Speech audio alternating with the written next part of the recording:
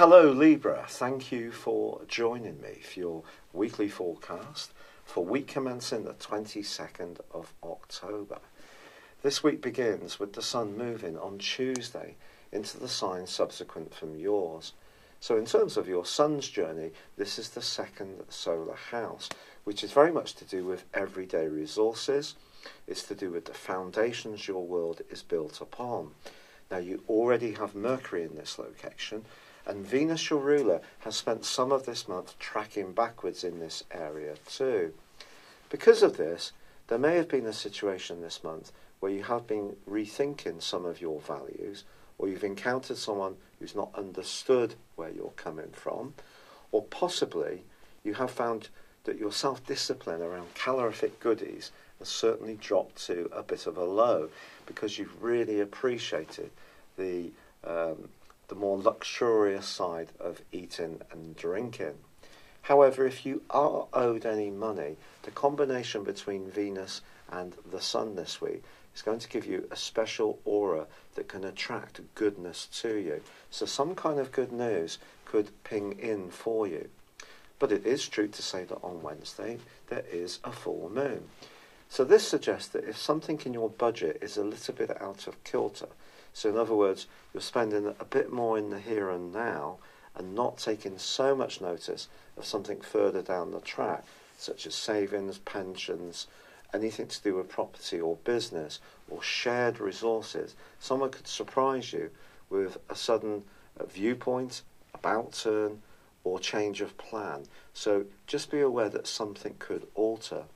But with your ruler Venus also forging a great link to Saturn, the planet of structure, you may also make some changes to your abode in the second half of this week. Could be decorative, it could be something that's a bit more fundamental, or put plans in motion to change things in a way which adds greater comfort and tranquility, and that would certainly be a great time to go for these things. It's been a real pleasure being with you. Thank you for joining me. I'd love it if you would like or comment on this video, or if you've yet to do so, please do subscribe to this channel. Thank you.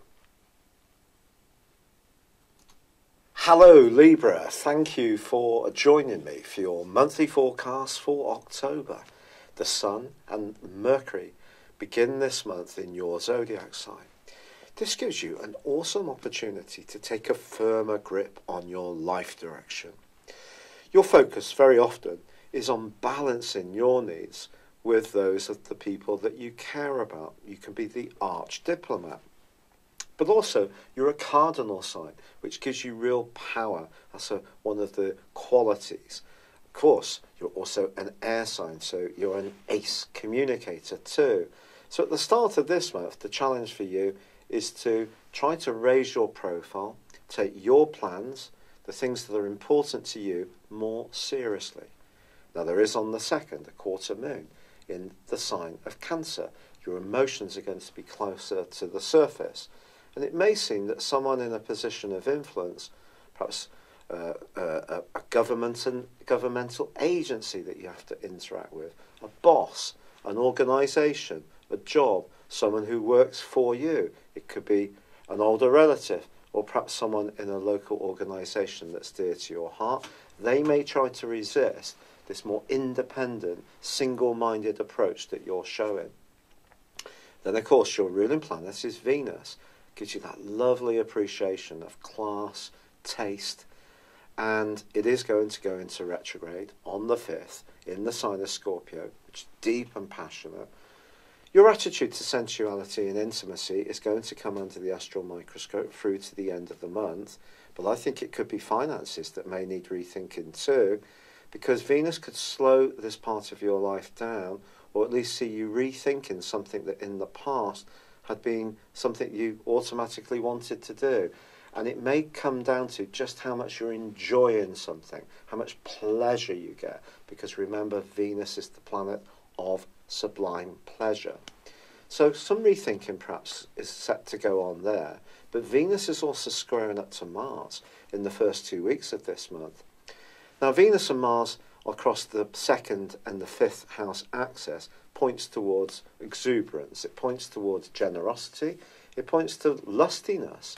So you could find yourself drawn towards someone but not understand what their appeal is. Maybe it's working at a very deep, almost very, very hidden, subconscious and sexual level. Or it could be someone that you're constantly kind and generous to that has become a relationship that you're not enjoying quite so much. In general, your affections should be bestowed carefully in the first 2 weeks of this month. The good news, however, is that Mars is no longer in a sharp right angle with Uranus, which had been the case since the second week of May through to pretty well the end of September.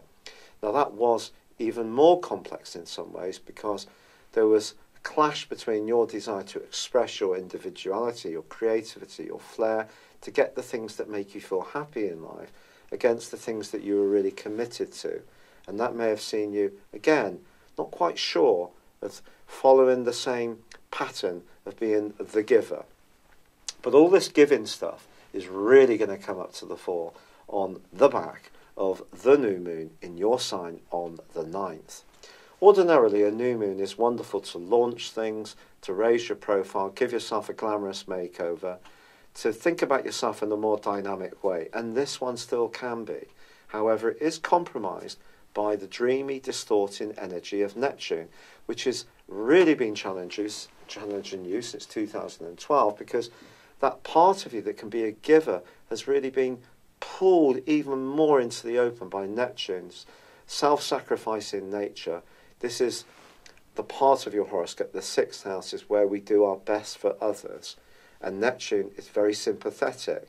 But are you being so caring and sympathetic to others that you're losing track of what's good for you, the individual? Furthermore, family and emotional pressures have really been strong over the last few years, particularly from 2008. And then, of course, this year, Saturn moved the end of December the 20th, 2017, into the 4th solar house, into Capricorn. And the two are still highly active in this area. However, Capricorn is, or Saturn in Capricorn, is its home zone. And this can be demanding. It could be that you're rebuilding your home in some way, making some fundamental changes to where you live, or the building blocks inside your emotions or your family relationships are going through quite a seismic shift. And this new moon is going to bring all this to the open because it squares up to Pluto. Pluto's about power, but it's also about hidden stuff. It could be about your desire to have power. It could be about someone else's. But if someone always seems to assume that they know what's best for you, this may be the point when you say no more. And that's going to last for a month, that overlay energy. The actual aspect lasts for the following week from the 9th. And across those days, particularly, there's going to be greater intensity. However, on the 16th, the sector or the sign of Capricorn is reinforced even more by another quarter moon. But this time for you, it's maybe you who's going to be questioning some of your motives around your emotional situation. Or maybe someone close to you doesn't seem very supportive or nurturing, or doesn't get how you feel about some of the people that you feel are challenging, perhaps in your family. The family is very much about the 4th house.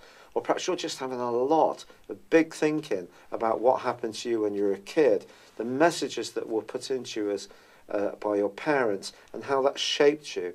Are you still just routinely following those, or are you set to challenge them? It's all up in the air, isn't it? It's a fascinating month, Libra. Your potential desire to be very equitable to everyone is going to be challenged, I feel. You're going to have to decide what you believe in and stand for it more than ever. And then the sun moves on the 23rd into Scorpio. It won't be back to your sign for 11 months. But on the 10th, Mercury moved into this area. So you do have an opportunity to battle back against some of the more restrictive energies of Venus's retrograde. But I do feel that Mercury helps you to think, the sun helps you. The sun basically is the enabler, isn't it? It's very much about sheer energy. It's very much about making things happen. So you could find yourself quite motivated to improve your lot in the last 10 days of this month. But there is still some highly exciting energies that are going to bubble to the fore, because Venus is reversed so much back that it meets up with the Sun and we have a conjunction. Now that could point towards a bit of a financial stroke of luck, to be quite honest. And with Uranus in opposition on the other side of the heavens to both Venus and the Sun, and then the full moon on the 26th connecting with Uranus in the sign of Taurus, your brilliance, your ability to think outside the box, being an air sign as you are, to be innovative, to be challenging, to see the direction of travel around technology, new ways of doing things, to break out of what other people expect, to be more of a trend setter than a follower, can definitely come to the fore. But equally, you may decide that you want to spend some money, whatever the consequences, because Uranus is very much about being spontaneous in this kind of situation. Or it may be someone you encounter has such an aura about them, such a magnetic vibe, that you just cannot resist them. It's entirely possible, all of this stuff, hugely exciting. But the other thing is that when these three, well, the Sun, the luminary, Venus, the planet, and Uranus, the planet, go into this opposition, they are dissected across the axis of Leo and Aquarius by the north and south nodes. This is the dragon's heads, if you like. And in terms of the north node, that's very much about a Jupiterian influence. It's like a mini Jupiter. It's about your point of destiny. It's about your possibilities. And that, since the 10th of May 2017, has been in Leo. Brilliant to network, connect, build new alliances, clear out the ones that are no longer working. But we have a grand fixed cross that occurs right on that full moon. I do think this is going to be hugely important for all sorts of things in the world at large. Libran energy is very much about reasonability. It's about weighing up all the different sides of an argument or situation, trying to understand that with responsibility, with freedom comes responsibility. It's not just about doing what we want. But I think something that's become too intolerable for you around a compromise which you're just not enjoying can see you much more outspoken, but it can also bring huge opportunities to act out your desires in a way which you start to get what you want. Visualize it, order it, cosmically order it if you like.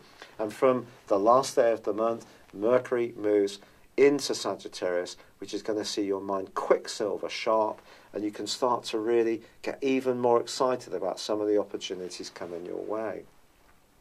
It's great to be a people pleaser. I am. I've got a Libra ascendant.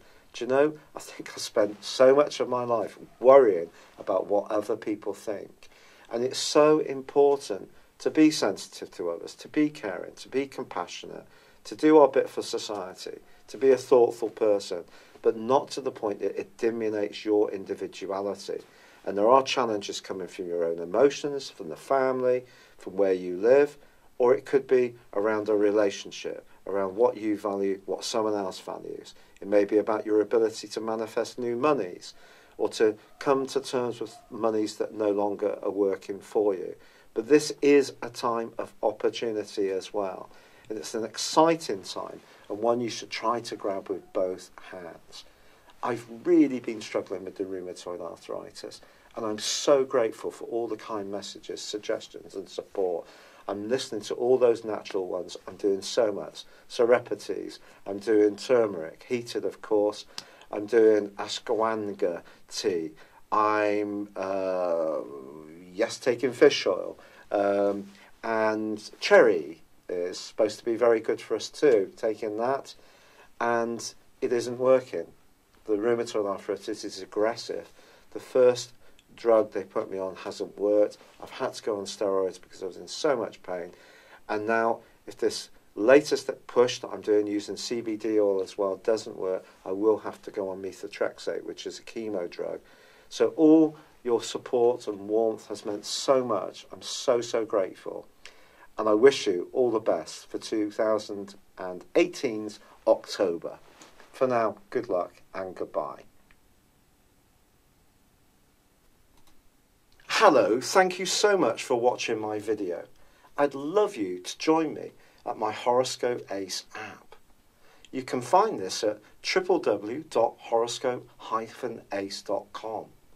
You can use it through Android, iOS, Apple or Facebook. Check out your ascendant or your moon sign or download your free birth chart. There's all your favourite videos, plus there are daily, weekly, monthly and yearly horoscopes for general, love, Chinese and Indian astrology. If your passion is tarot, there's my brilliant 3-card money or love tarot readings too. And it's all there at www.horoscope-ace.com. Thank you.